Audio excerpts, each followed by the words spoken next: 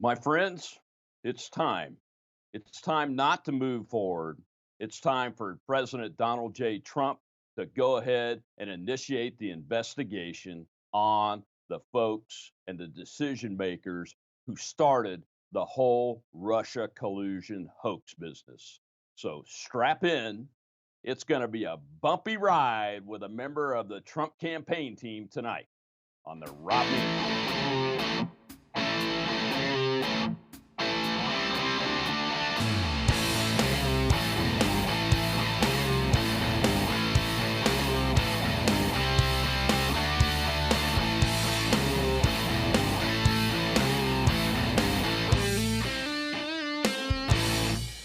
Well, friends, the vaunted Mueller report came out, and the Democrats and some Republicans continue their attacks on the president. Well, here's my response to one: Mitt Romney's attack on the president. You're full of crap, Mitt. Here's my take on the report. Number one, at Donald Trump, Mr. Real Donald Trump on Twitter was correct. Russia collusion was a hoax. Two, zero evidence that POTUS 44 on Twitter, that's Barack Obama, defended our nation through cyber operations. Three, part two, obstruction is a word salad hit piece by Andrew Weissman. Four, part two, clearly shows an aggressive, innocent man. And on the Sunday shows, Mr. Trump's attorney, former New York Mayor Rudy Giuliani, took exception to the continued pushing of the false Russia Trump collusion narrative. Here's my reaction. At Rudy Giuliani nails it on at Chuck Todd, NBC. Why didn't the U.S. government give Donald Trump a defensive briefing over concerns about Russia? Justice requires investigating how the Russia hoax was started. No moving on. Hold Barack Obama and his team accountable, period. The Mueller report, Giuliani is exactly correct. The country can't just move on, as many establishment Republicans are beginning to press the president to do. Hear me now, Mr. President. Investigate these government appointees and employees who certified things like the Steele dossier as adequate probable cause, who led intelligence agencies that published the Russia intelligence capabilities assessment without evidence and was the foundation of the Mueller investigation. You must unleash the full force of our government's investigative power so this never happens to a candidate or president again, sir. The most important reason the investigation must happen is on the origins of the counterintelligence investigation of a candidate running for president. The last president of the United States, Barack Obama, there I said it, made the decision to move forward on that and had to approve not giving the Trump team a defensive briefing. Why? What led them down that road? Placing a presidential campaign under our intelligence agency's vast powers of surveillance. On the Mueller report itself, the American people have a right to know what U.S. Cyber Command operations were approved by the president to stop the Russian attacks on our election systems and information. President Obama was concerned enough to approve an unprecedented spying program, as stated by AG William Barr in his report presentation press conference on candidate Trump. So he must have ordered U.S. Cyber Command to respond and defend, right? If so, how did an estimated over 126 million Americans still become influenced by the Russian effort, according to Mueller? I mean, we spend $1 billion a year on the command itself and about $1 billion on cyber defense annually. In total, something really stinks here in America in our intelligence agencies, our counterintelligence operations, and our cyber operations. And the American people demand to know what decisions were made and why when we obviously failed to achieve an adequate cyber defense. Our guest today is Jason Meister, advisory board member of Donald J. Trump for President Incorporated, a real estate businessman and managing director of Ackman Ziff Real Estate Group, and a published author. Thanks for having me, Rob. Well, let's dive right into it. The Mueller report's finally come out. The vaunted Mueller report has finally come out. My initial take on it is very different from, say, a guy like Mitt Romney. As a matter of fact, I tweeted at him that he was full of crap this weekend. Number one, the report shows that the president was right. The Russia hoax for collusion was absolutely that. It was a hoax. Number two, there is zero evidence that President Barack Obama actually gave orders or guidance or directives of any kind to the United States Cyber Command to repel these attacks by a foreign country on our cyber systems, including our election systems. Uh, Part two, the obstruction piece of the report, my opinion is it's just a word salad attack piece, Jason, by Andrew Weissman and his gang of, I think the president calls them very angry Democrats. And then, in all seriousness, part two also shows a very aggressive, innocent man for what he was and what he was trying to do, which was trying to defend himself, which is absolutely nothing to do with obstruction of justice, which has to have an underlying crime to go with it for it to be an actual case. What are your thoughts on the report from your perspective? So, Rob, I completely agree with a lot of the points that you just made. It was very clear that this was a complete exoneration of the president. There was absolutely no collusion and there was no obstruction. Volume two, as you pointed out, was a word salad. It was completely written for the Democrats who paid for a fake dossier, which was the complete premise of this entire sham of an investigation from the beginning. So it's now time to investigate. Okay, now that we know that the president was completely exonerated, it's now time to get to the bottom of what actually occurred and how this sham investigation first began, which really began with Hillary Clinton's campaign, okay, which funded with the DNC a fake paid for dossier, Christopher Steele dossier, which was then taken up to the upper echelons of the Obama administration to get a FISA warrant to then spy on the opposition candidate for president of the United States. It should never happen again in this country. It really destroys the establishment. Okay, it destroys the credibility in the U.S. government under President 44, and it destroyed and annihilated the credibility of the mainstream media, who was complicit in pushing this narrative.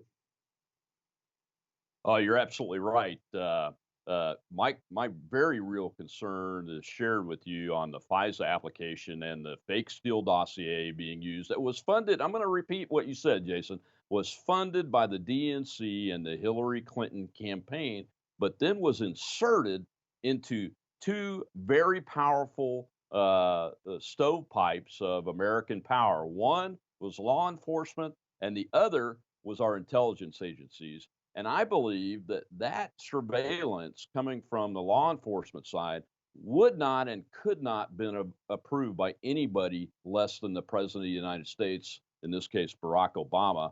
And I also believe that President Obama, based on that decision, gave a directive, and this comes from Jim Clapper, who is generally a liar to the public, but in this case was actually being truthful by mistake, I believe, and that is that the Mueller investigation would not have occurred had the president not ordered the national intelligence estimate effort that resulted in the intelligence capability assessment that was titled Russia and its meddling in our elections as a short title used by civilians on that.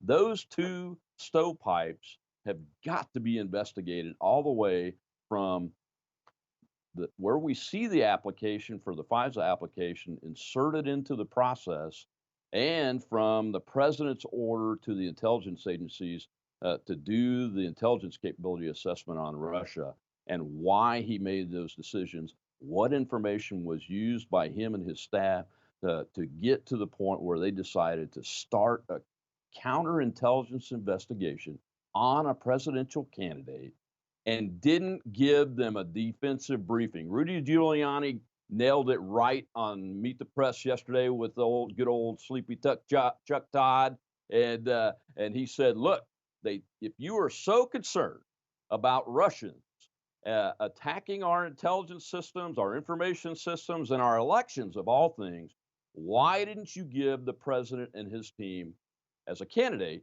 a defensive briefing? Because that is the crux and why I think the investigation has to go all the way back and all the way up to the president of the United States that made the decision. There's no other way that I think we can get to the bottom of it, not to punish people, which they should be held accountable, but to put an end to the ability to do it. Your thoughts? Rob, I couldn't agree more again. And look, we can't move on as a country until we get to the bottom of this. Um, I've heard a lot of Republicans and Democrats, for that matter, who said, "Let's move on from this." Many are saying that the president's been exonerated, but we have to move on from this. We can't move on from this as a country until we get to the bottom of this. And by the way, the Democrats had a conference call late last night talking about whether they were going to continue their impeachment and further this nonsense sham of an investigation. Let's put it this way: former presidents can be impeached. Okay, we should be talking about that right now because Barack Obama has not been fully exonerated from the biggest spygate scandal in our lifetimes, and so he is a president it was all under his watch, and James Comey, Strzok, Page, Brennan, all these people have to be investigated, and we have to find out who knew what and when, and everyone needs to be held accountable to the rule of law, because in this country we have the rule of law, and if you break the law, you have to be held accountable. Well, you're absolutely right, Jason. And I will also point out that former secretaries of state can also be impeached. Ms. Hillary Clinton, who I believe is guilty of multiple crimes against the United States of America, and was not properly investigated by the Comey FBI. And I hope that the Department of Justice Attorney General now will take a real hard look at that case again too, and get some real objective investigators to look at that. But you're absolutely right. We've got to hold these folks accountable, or it will happen again. What are your thoughts on the ability to surveil American citizens that we put in place after 9/11? Now, I have to be transparent and say that I was in the Pentagon on 9/11 working there, and then I helped plan the response afterwards, and then I took a B-1 squadron to help fight the war after that before I retired. So I'm biased on that. Initially I thought it was okay, but it had to be short term, and now we've made it even more powerful, and it's resulted in this. Should we take another look at that law and those sets of laws that allowed this to happen in the first place? I think we should look at it after it's been so badly abused. But you have to remember there is a difference between surveilling it within the law and surveilling outside of the law. This investigation opened up on a completely fake, unverified dossier with salacious fake allegations against a candidate of the United States for president. And by the way, all of his campaign members who were all US private citizens. That is unacceptable. And the FISA abuses are unacceptable. So there is a difference between using the surveillance within the law and using it outside the law. This was a clear break from the law because it was based on a completely unverified dossier. Yeah, you're right, Jason. I mean, just the simple act of Jim Comey and Sally Yates verifying for the first one or two of the four times the Page FISA application was certified as verified. Both of those things are against the law. They're criminal acts. They knew they were criminal acts when they were doing, and they've got to be investigated. And they renewed those FISA warrants. You're exactly So they right. did They it renewed them multiple another two times and continued to use them well into this president's term of office, and tried to take down a duly elected president with the great powers in the intelligence Rob, agencies and the law. I'll just add one thing is that if can you imagine if President Trump didn't win, none of this would have been exposed. So if he doesn't accomplish anything more than just winning the 2016 election and allowing the American people to see the deep state at work, he's accomplished more just by that simply winning the election and exposing these deep state swamp creatures for what they are. So effectively, it's this is the biggest political scandal in American history, and just by President Trump winning, okay, because if Hillary Clinton won, we all know we never would have recognized or realized all of this Spygate action that was being taken out of the hands of the voters, right? That's what this was. This was an attempt to take the election out of the hands of American voters. Again, you're absolutely right. Again, Jason, and the people whose hands they tried to put the election in were not just the political elites in both the Democrat and the Republican Party, because I have to believe Republicans want to move on because there's more to be found here as the digging goes deeper and deeper from an objective perspective, but also the administrative state. The vast bureaucracy of the United States of America is extremely powerful today. You can see them attempting to smear a little group of citizens out in New Mexico that detains illegal aliens and turns them over to the Customs and Border Patrol. They've started that in the last 72 hours. So we really Right. have to get our arms wrapped around this issue and not, like you said, don't focus too much on the law as it is because they went outside the law, but do focus on potential reforms that would highlight Right. it when you go outside the law and make it see the light of day and have the The, sunlight hit it. the one other thing, Rob, that I think we're going to start to see a little bit more color on is how complicit the media was. We have our own assumptions based on a lot of the fake news out there over the last 2+ years. But I think that you're going to see tremendous corruption at the upper echelons of major news networks who are trying to push this narrative that the president elect and the president candidate Trump was a Russian agent, and there were people within the campaign that were Russian agents. I think that you're going to see a tremendous amount of uh, of of damage control within the upper echelons of the media, and I think that that's one area of this whole Spygate story that hasn't been exposed that I think we're going to start to see trickles of in the coming weeks and months. Yeah, I think by their initial reaction, where they actually tried to get the American people to believe that their reporting was actually authentic and accurate based on the Mueller report, which 99.9% of the American public is laughing at hysterically at. That's their initial response to this. Tells you that they are afraid because the truth will come out. And this show started. The reason I'm in this business now is because of the jerks and the people in that corporate media that just decided that they're going to be against the guy or against whoever because they can, and that's just wrong. It's wrong for America. It's wrong for the future of the rest of the world. It's wrong for freedom everywhere, and we've got to get to the bottom of it. Well, Jason, thank you very much for joining us on the show today, and we hope to have you back on the Rob Maness Show in the future. Thanks for having me, Rob.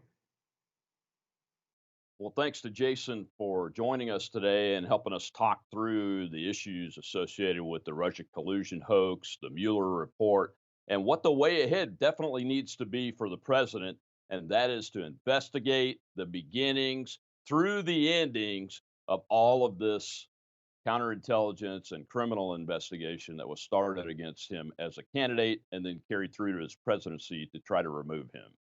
That's it for us tonight, folks. Until next time, join us on the Rob Maness Show.